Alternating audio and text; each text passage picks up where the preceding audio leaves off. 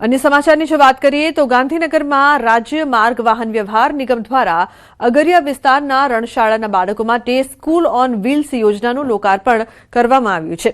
વાહન વ્યવહાર મંત્રી હર્ષ સંઘવીના હસ્તે કુલ 28 સ્કૂલ ઓન વ્હીલ્સ વાહનોનું લોકાર્પણ કરાયું છે।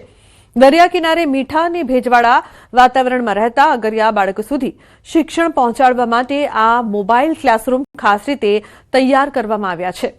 આ વાહનોને આધુનિક વર્ગખંડ જેવી સુવિધાઓથી સજ્જ કરવામાં આવ્યા છે, જેમાં 43 ઇંચની LED screen, FM radio, 4 speaker અને ઉચ્ચ ગુણવત્તાવાળી સાઉન્ડ સિસ્ટમ સહિતની વ્યવસ્થા છે।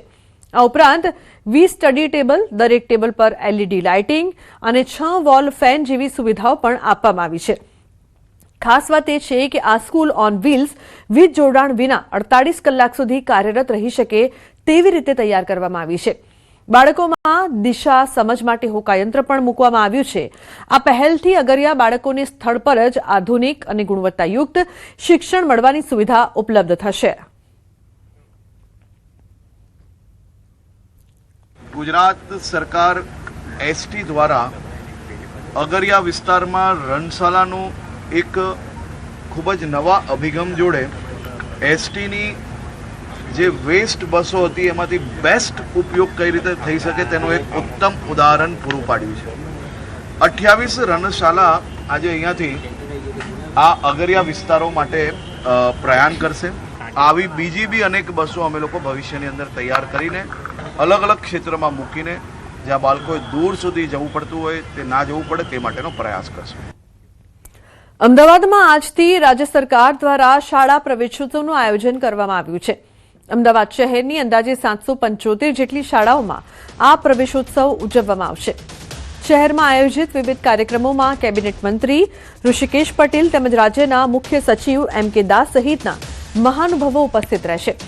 શાળા પ્રવેશોત્સવના 3 દિવસીય આયોજન માટે કુલ 86 જેટલા રૂટ નક્કી કરવામાં આવ્યા છે।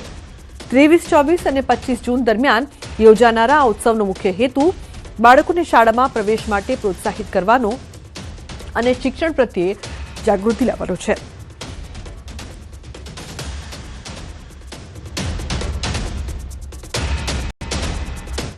માતા બાળકને જન્મ આપે છે, પરંતુ એને મનુષ્ય અને માણસ બનાવવાનું કામ એ આ શિક્ષણ કરે છે।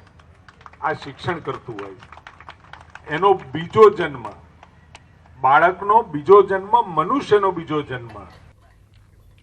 સુરતમાં સુમુલ ડેરીની ચૂંટણી માટે ઉમેદવારોના નામ જાહેર। સંદીપ દેસાઈ અને રાજુ પાઠકને ફરી તક અપાઈ છે। માનસી પટેલ અને નરેશ પટેલનું પત્તું કપાયું છે, તો જયેશ દેલાડ અગાઉથી જ રેસમાંથી બહાર હતા। સુરતની 9માંથી 6 બેઠકો પર રિપીટ ઉમેદવાર। તાપીની 7માંથી 4 બેઠક પર નવા ચહેરાઓને તક। પ્રમુખ ઉપપ્રમુખની લડત પર સૌની નજર। આજે તમામ 16 ઉમેદવારો ઉમેદવારી ફોર્મ ભરશે। તો સુમુલ ડેરીની ચૂંટણી માટે ઉમેદવારોના નામ જાહેર કરવામાં આવ્યા છે। ટેટ પરીક્ષા મુક્તિ માટે આંદોલનનું બીજું ચરણ। ટેટ મુક્તિ મુદ્દે શિક્ષકોનું આંદોલન હવે તેજ થયું છે। 23 જૂનથી 5 જુલાઈ સુધી બીજા તબક્કાનું આંદોલન। શિક્ષકો કરશે સાંસદ સંપર્ક અને સમર્થન અભિયાન। તમામ નેતાના વ્યક્તિગત સમર્થન પત્ર મેળવવા માટે પ્રયાસ। તો રાજ્યભરમાં શિક્ષકો આંદોલન કરશે। ઉલ્લેખનીય છે કે શિક્ષકો કરશે સાંસદ સંપર્ક અભિયાન। રાજ્યભરના શિક્ષકો તેમાં જોડાશે। ટેટ પરીક્ષા મુક્તિ માટે આંદોલનનું આ બીજું ચરણ। તો રાજ્યભરમાં શિક્ષક આંદોલન તેજ થઈ રહ્યું છે। ટેટ પરીક્ષા મુક્તિ માટે આંદોલનનું આ બીજું ચરણ। 23 જૂનથી 5 જુલાઈ સુધી બીજા તબક્કાનું આંદોલન રાજ્યભરના શિક્ષકો કરશે।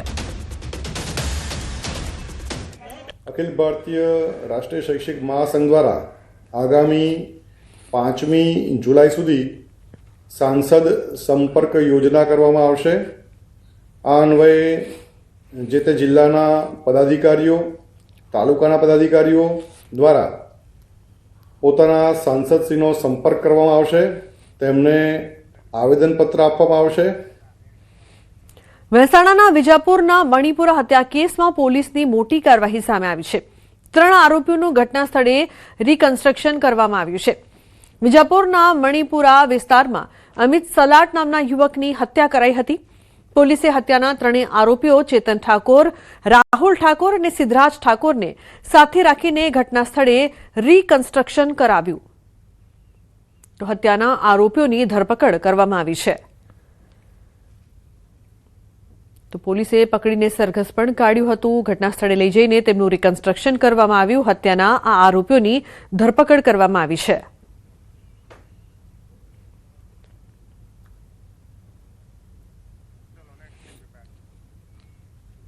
રાજકોટમાં યુનિવર્સિટી રોડ પર મહિલાઓ બની છે રણચંડી. ભગતસિંહ ગાર્ડન પાસે મહિલાનો વિરોધ. હાઉસિંગ બોર્ડમાં પાણી ન આવતા લોકોમાં રોષ પ્રવર્ત્યો છે. મહિલાઓએ હાથમાં બેડા લઈને વિરોધ કર્યો છે. મહત્વનું છે કે ગઈકાલે જર્જરિત આવાસ હેઠળ નળ કનેક્શન કાપવામાં આવ્યા હતા. તો મહાનગરપાલિકાના અધિકારીઓ પણ સ્થાનિકોએ દ્વારા વિરોધ કરાયો હતો. યુનિવર્સિટી રોડ પર મહિલાઓનો હોબાળો. મહિલાઓ રણચંડી બની હતી. ઉલ્લેખનીય છે કે ભગતસિંહ ગાર્ડન પાસે મહિલાઓ દ્વારા વિરોધ નોંધાવવામાં આવ્યો છે.